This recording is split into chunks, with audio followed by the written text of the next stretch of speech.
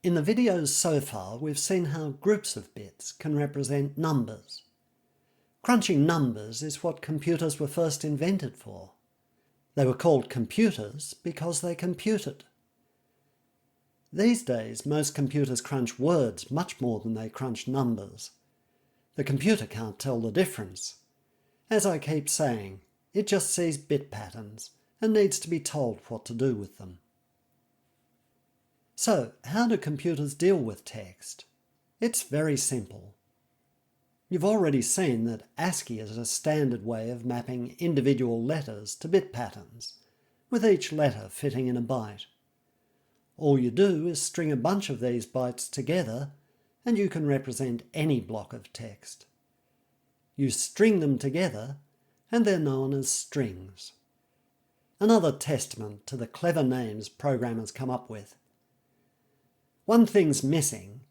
You might know where the string ends, but how will the computer know? These days, the usual way is to store a null byte after the last character in the string.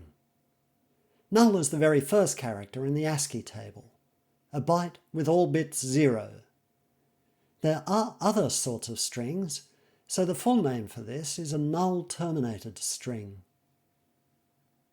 Let's use ArdEx to write a string in RAM. We'll start it at the memory cell at hex E0. The question marks are there because we don't know what's in that memory to begin with. We write the string of bytes one by one to memory. Each byte is stored at the address in R0, and the plus means that R0 is then bumped up to point to the next address. This handy thing is given the scary name of register indirect addressing with post increment. Hope you're impressed. Okay, the only thing remaining is to add the null terminator. Remember, that's a 0 byte, an ASCII null, not an ASCII 0. Let's write a simple program to print a string. This prints the string starting at the address in R1. It might seem a little strange that it starts by jumping into the middle of the loop. That's because we want to check that we aren't already pointing at the null, an empty string in other words. So we need to start with the test. The two out instructions are a standard way of printing a new line. Out 10 prints a line fed character, and out 13 prints a carriage return. If you think of an old typewriter, the line feed moves the paper up one line, the carriage return moves the carriage back to the beginning of the line. Let's print the string. If you think about it, there are other strings we can print from this same block of memory. Programs often use this fact to skip over leading blanks to get to the next important character. Much easier to change the pointer than move the bytes. Another thing that's easy to understand is extending the string. You make sure to overwrite the null with the first character to be added, add the rest in the null terminator, and it's done. Mind you, when extending a string, you need to be sure you're not clobbering memory used for other things. Shortening a string is even easier. If you look at it right, that didn't just shorten the string. We now have two strings, the one starting at the original spot and the one starting after the null we just added. This is used all the time in handling text. For example, when you enter an instruction in ArdEx, it needs to extract the opcode and the operands. It turns the single string you entered on the command line into the three strings it's interested in, and it can do this all in the same chunk of memory. I'm sure you find this all very simple. That's because it is.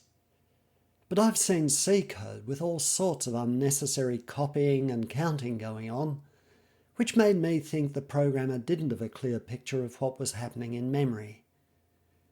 If you keep in mind that all it is a string of characters with a null at the end, you should be able to write sensible code. Let's wrap this up with an example.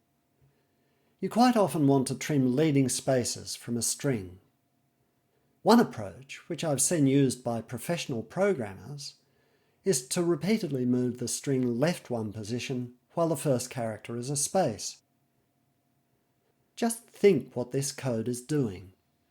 It has to move each byte of the string down one memory slot. Then it finds there's still a blank at the front, so it has to go through the whole thing again. And because we had 3 leading spaces, it gets to do it all again. Pretty obvious this could have been done once, going straight from the first non-space character to the start of the string. At least this only copies all the bytes once, regardless of how many leading spaces there are. But most of the time there's no need to copy any bytes. Just point to the first non-blank character and use that as the start of your string. It's a perfectly good string, which just happens to have a couple of blanks in the memory before it. Now there is a school of thought which says that as long as a program works, who cares? I don't agree. If you don't care about the extra time taken, maybe you'll care about your battery life or your carbon footprint. In my view, it's better to understand what's going on, and then you'll see that it's often easier to be frugal than wasteful. I think that covers what I wanted to in the video. There's a lot more about strings at the website. Have fun.